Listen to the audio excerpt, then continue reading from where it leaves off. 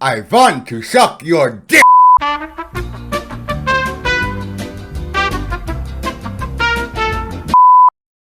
Vampires.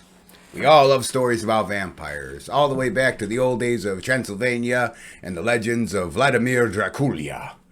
And we all know that it's full of shit. There is no such thing as undead zombos running around sucking people's blood to stay alive for all of eternity, as much as a lot of you out there wish there was. But what if I were to tell you that there was an instance in history where a man did meet the criteria to be considered vampire? And what if I were to tell you that it didn't happen that long ago, and it happened right here on American soil? Story number 2, the real vampire of Bourbon Street. Here's a story, and it's true.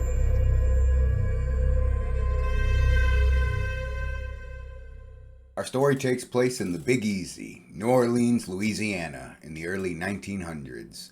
Around the year 1902, roughly, a mysterious man came to New Orleans. A man going by the name of Jacque Saint Germaine. Jacques was a very wealthy man and a very aristocratic high society type. And in fact, some speculated that he was a descendant of the infamous Count Saint Germaine of France, a man who'd rubbed elbows with the likes of King Louis and Marie Antoinette. Now, Jacques was rich, filthy rich, and very aristocratic, high society type. But unlike most aristocrats of the time, rather than a few lavish balls, which we'll get to in a minute, he didn't really hang out with the rest of the hoity-toity high society types. He preferred to spend his time on Bourbon Street, with the taverns and the bars, with the lower class guys like yours truly. And the one thing that was very noticeable about Jacques is no matter what, he always liked to have a good time. He was a party animal who loved to dance, relish fun, and made sure whenever he had guests, he made sure his guests had a hell of a time as well. Another peculiar thing about Jacques is that even though he was seen several times by a lot of people in New Orleans, high society and low society, he was never once seen eating anything. In fact, he always seemed to be drinking red wine. Picture Julian from Trailer Park Boys, but instead of a Crown and Coke, he's always holding a glass of red wine instead. And even though Jacques liked to hang out at the bars and taverns on Bourbon Street, having a great time with people you wouldn't consider cut from the same cloth as him, he did throw a few lavish parties inviting the high society types as himself to his home at 1041 Royal Street, located in the French Quarter of New Orleans. A home you can visit today. Still standing. I don't think you're allowed in, though. You have to check that one out yourself. During these parties, you would have the most elite from all across the city coming in and having a good time. There was music, luxurious meals, the finest cuisine you could taste. But there was one person that never ate a bite. Jacques. He'd just sit there, having a great time, shooting the shit with all the other bougie bastards, and sip his wine. Not touching a scrap of food. And then one night in 1902, something very peculiar happened. On an average night in New Orleans, just like any other, at Jacques' home at 1041 Royal Street, a woman, covered in blood, smashed through the second floor window, ran over the balcony railing, and dropped 20 feet to the street below, breaking her leg. She was covered in blood and screaming bloody murder. People all around witnessed the commotion and ran to her aid to help her out and got her to the hospital immediately. While at the hospital, she gave a statement to the police, telling them that she was a prostitute who was picked up a few hours ago by a very peculiar man named Jacques. So Jacques took this lady of the evening back to his home, and when she got there, she was stupefied of how luxurious it was. There was gold, there was gems, there was art. She'd never been in such a beautiful, high-class place before, and the home is very high-class. And then one thing caught the prostitute's eye on the second floor, this beautiful marble Italian mantelpiece. She was so stupefied and so enthralled of the beauty and the elegance of it, she just had to touch it and ooh and ah over it. And it was at that point, Jacques came up from behind her, grabbed her as tight as he could, and bit her neck as hard as he could, drawing blood. She screamed and she thrashed back and forth, but she could not break his tight grip. He had her in his grasps. He was going to kill her. And then, all of a sudden, there was a knock at his front door. Now, to this day, we don't know exactly who knocked or why they knocked. But we do know that when there was a knock, Jacque stopped the attack and was distracted for a split second. And in this split second, she broke away from him and ran. Now, the peculiar part is that there were people at the front door. So one thing, she could have ran downstairs, said, "Help, please, this guy's trying to kill me." But no, she smashed through the second floor window like the girl in the Texas Chainsaw Massacre, covered in blood, and yeeted over the railing and broke her damn leg to get away. That's how desperate she was to get the hell away from this psychopath. After hearing this testimony, the police had more than enough evidence to go to 1041 Royal Street, kick the door in, and search for Jack to arrest his ass. When they got there, he was gone, without a trace. As the police investigated his home, they discovered a few things that were a bit odd. First off, he had these expensive, luxurious rugs placed somewhat randomly in every room in his house. And it turns out, upon lifting these rugs, they were concealing gigantic stains on the floor. Stains of unknown origin, but I think you and I can guess what stains those were. Now, one of the oddest things they noticed when searching his home was that there was not a scrap of food in the house. There was no plates, there were no silverware, there was nothing to suggest that any human had been living there consuming food at all. But what they did find was a very extensive and a very large collection of red wine. Bottles, some of which that had been sealed and dusty for a very long time. So the police back then, being blue-collar schlubs, and most of whom volunteers at the time, did what anyone in that situation would do, and they stole a bunch of the bottles of wine for themselves and brought them home. Hey, free wine. We couldn't catch the killer, but let's get drunk. And then the next day, several of these police confessed to stealing the wine because when they cracked open the bottles and drank themselves some of the red deliciousness, they found out the hard way that every single bottle in the collection was a 50-50 mixture of half red wine, half human blood. And with that being said, I think you can guess what kind of stains the rugs were covering up.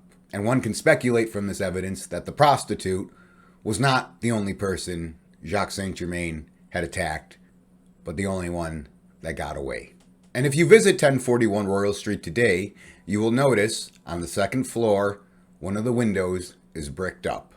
Bricked up ever since the incident happened back in 1902, as a grim reminder of the horrors that happened that night. Not bullshit, not urban legend, it really happened. So after that night, Jacque Saint Germaine vanished without a trace, never to be heard from again in the city of New Orleans. But then the story gets a little bit weirder. You see, like I said at the beginning, it was speculated that he was a relative and a descendant of the infamous Count Saint Germaine from France. A lot of people who met Jacques, though, speculated upon pictures of the old Count Saint Germaine that he had a very uncanny resemblance, almost as if he wasn't a relative, but the same guy.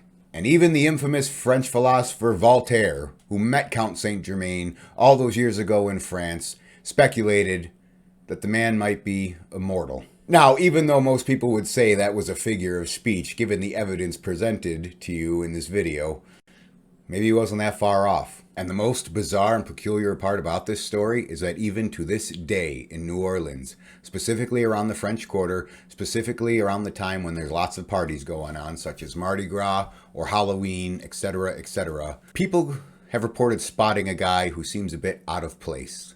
Someone a bit eccentric, and someone who always replies the same way. He will walk up to people, ask them how they're doing, ask them for a light of their cigarette, have a quick conversation, and reply, "Isn't it a nice night for Jack?" before yeeting off. In fact, one of the most credible accounts was of a waiter in the year 1998. As he was walking home from his shift, he spotted a man walking down the street coming his way wearing a heavy leather coat, which was very bizarre considering that this was August in New Orleans and probably 80 degrees in the shade. Guy comes up to him and asks him for a light of his smoke. He gives him a light, and rather than saying thank you, he smiles and replies, "Isn't it a nice night for Jack?" The waiter thinks this is odd and continues to walk away.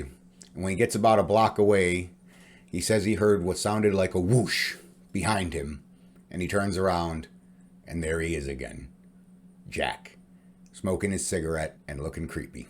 And as you might have speculated, many people believe this Jacque fellow is Jacque Saint Germaine. Still alive, still living in New Orleans. And because of all these stories, it is now part of local legend and a saying amongst the people who live in the French Quarter. Whenever there's a night where there's lots of parties and a lot of people having a good time and a lot of hooting and hollering, they always say, "Isn't it a nice night for Jacque?" And anyone who's into vampires or familiar with the history of the city of New Orleans knows that this is not an isolated incident when it comes to real-life vampirism in the Big Easy.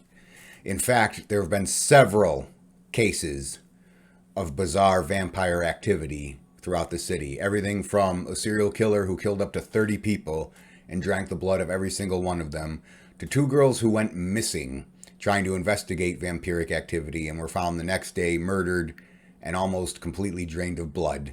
And even the story of 2 brothers who kidnapped several people and drained their blood for unknown reasons, who were then put to death by electric chair. And then years later, when their tombs were opened up, their bodies were gone. And then several years after their execution, people who lived in their house said they heard people on the balcony whispering to each other. And when they went out to investigate, saw 2 figures jump from the 3rd floor balcony and run off into the distance. There's so many stories, and they're all too much to account in one video. But I will say this. They all have a pattern. They all happened after the story of Jacque. And to true believers out there, they speculate that not only is Jacque a real vampire, still living in New Orleans, still doing his thing, but that he infected and turned all these other people in all these other stories of vampirism. And one can even be bold as to say that this Jacque Saint Germaine is the original. That he was almost like the Dracula of New Orleans. So like most stories and legends that happened over a long period of time, shit gets distorted, blown out of proportions, exaggerated, or sometimes straight up omitted. But one thing stays the same. The core of the story. Jacque Saint Germaine arrived in New Orleans in the early 1900s without warning, without a trace of a former life anywhere else. He was rich. No one knows how he got rich. He hung out in the bars with the lower class of society and never once was spotted eating food, always drinking wine, which we later found out was a mixture of red wine and human blood. He attacked a woman who got away. There was evidence he attacked plenty more people. And after that, strange shit started happening for the rest of the history of New Orleans, involving people dying, getting their blood drank, etc. So I'm not saying that I believe in any of this shit, and I don't think vampires are real, but I will say that if it's one thing I've learned in life through my years of being a history buff, is that sometimes truth is stranger than fiction. And even though we like, as human beings, to try and explain and rationalize shit that we cannot explain or rationalize, sometimes we just have to accept the fact that there are things out there that we do not understand and we will never understand. And the best we can do is take the evidence we've received from these and be on guard. And I also wanted to say that New Orleans is an awesome city, and I highly recommend everyone go there at least once before you die. But if you do go there, keep a lookout for a stranger who might be a little bit more friendly than the rest and a little bit more thirsty than the rest. So if you're a young lady on Bourbon Street having a great time, looking for a one-night stand, and you come across this handsome Chad you want to take back to your place and do the horizontal mambo with, make sure you see him eat something before you make any decisions. And thus ends our story of Jacque and or Jacque, the real vampire of Bourbon Street. If you liked what you saw here, like and subscribe. If you have an idea for a video you want me to do, leave it down in the comments below. It has to be a true story, and it's got to be scary. But that's all the time I got for this one, folks, so I will see you in another video with another story. So good night, sleep tight, and if you ever find yourself in the Big Easy, don't let Jacque bite. Deuces.